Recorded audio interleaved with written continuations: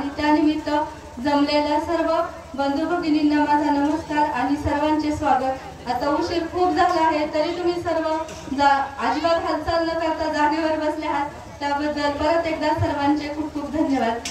आज या ठिकाणी ज्योतिताईंनी खूप छान अशी कीर्तन सेवा केली। त्यांनी कीर्तन सेवा म्हणजे आपल्या समाजात एक समाज प्रबोधनाचं सुंदर असं काम ह्या कीर्तनाच्या माध्यमातून केलं जातं। कीर्तन म्हणजे नुसतं कीर्तन नसून एक आनंदमय आणि एकदम असा संगीतमय कार्यक्रम होतो।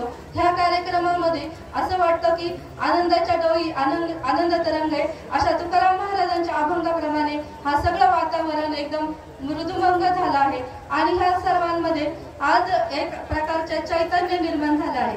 आज या ठिकाणी सर्व उपस्थित राहिले आहेत। 14वा वर्धापन दिन आहे आणि जेवण महाभोजनाची पण इथं उत्तम अशी सोय केली आहे। त्या सर्व गावकऱ्यांना संयोजकांचे मी खूप खूप धन्यवाद देते की आपण पुढच्या पिढीला चांगली नवीन अशी दिशा देण्याचे काम करता।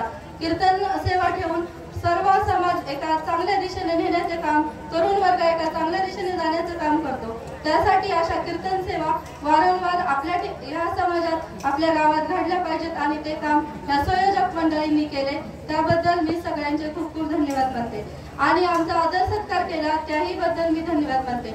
आज या ठिकाणी नुकत्याच आता जिल्हा परिषदच्या इलेक्शन होऊ घातले आहेत आणि त्यासाठी मी रोहिणी गणेश तिगळे स्वतः उमेदवार म्हणून इच्छुक आहे, तर सर्वांनी सहकार्य करावे अशी मी विनंती करते। गणेश तिगळेंच्या बाबतीत सांगायचे झालं तर ते राजगुरुनगर सहकारी बँकेत अध्यक्ष, संचालक तसेच उपाध्यक्ष म्हणून त्यांनी गेली 18 वर्ष काम केले।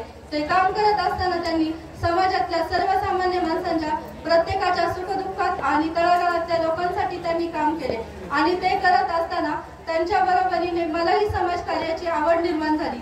मीही भैरवनाथ पतसंस्थेचे अध्यक्ष म्हणून 7 वर्ष काम करत आहे।